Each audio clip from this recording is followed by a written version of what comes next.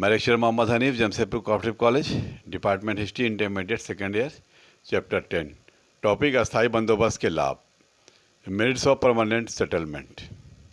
Number 1, अस्थायी बंदोबस्त होने के सरकार की आय निश्चित हो गई थी। अस्थायी बंदोबस्त जब हुआ तो सरकार की टैक्स जो है निश्चित हो गई थी, किस्त कितना देना है वो निश्चित रूप से हो गई थी। नंबर 2, बार बार बंदोबस्त करने से परेशानी से बार बंदोबस्त किया जा रहा था, उसके परेशानी को सरकार को छुटकारा मिल गया, उस परेशानी से सरकार को छुटकारा मिल गया।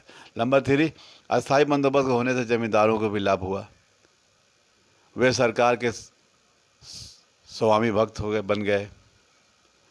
1857 में विद्रोह के सरकार, जब 1857 की विद्रोह हुआ उस पर सरकार के पूरी तरह से ये लोग साथ दिया, जमींदारों ने साथ दिया था। नंबर 4, सरकारी बंदोबस्त हो जाने से सरकारी कर्मचारी तथा अधिकारी अधिक समय मिलने के कारण लोक कल्याण के कार्य कर सकते थे। नंबर 5, सरकार की निश्चित राशि देने होती थी, जिससे कृषि सुधारक, खेती करने वाले सुधार एवं भूमि सुधार जमींदारों को अधिक लाभ होने लगा, उससे जमींदारों को अधिक लाभ हुआ। नेक्स्ट पैराग्राफ, अस्थायी बंदोबस्त के दोष, ये हमने बताया मेरिट्स, इसके लाभ। अब उसके अस्थायी बंदोबस्त के दोष क्या थे? Demerits of permanent settlement. भूमि कर की राशि बहुत अधिक निश्चित की गई थी। भूमि कर की, भूमि का जो थी टैक्स जो था वो बहुत ही अधिक निश्चित की गई थी, जिसे न चुकाने सकने पर जो जिम्मेदार, जो किसान भूमि के कर को न चुकाते थे, वो जमींदार को भूमि बेचकर वह राशि वसूल करते थे।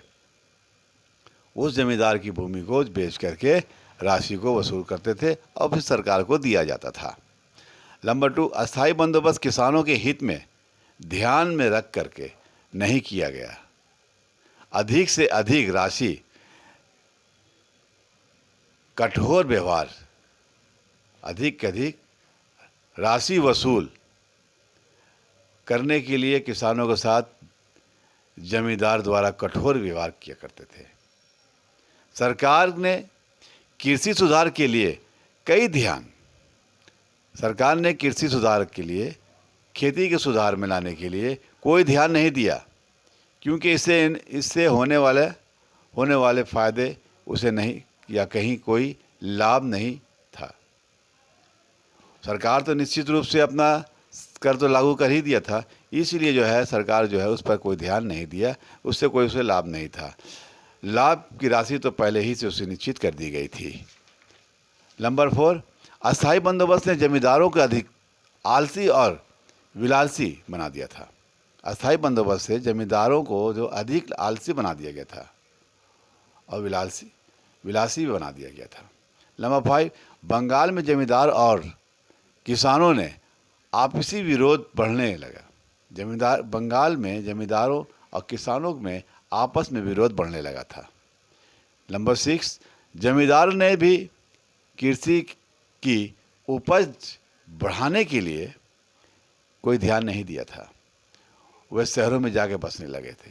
जब जमींदार ने खेती करने वालों पर कोई ध्यान नहीं दिया तो खेती करने वाले लोग जो थे वो शहरों में जाकर के बसने लगे और अपने प्रतिनिधि द्वारा किसानों पर अत्याचार किया गया था। और जो है उसके जमींदारों के प्रतिनिधि जो हुआ करते थे वो किसानों पर अत्याचार करते गए, किया उन्होंने। इस तरह से चैप्टर में यहाँ क्लोज करेंगे। धन्यवाद।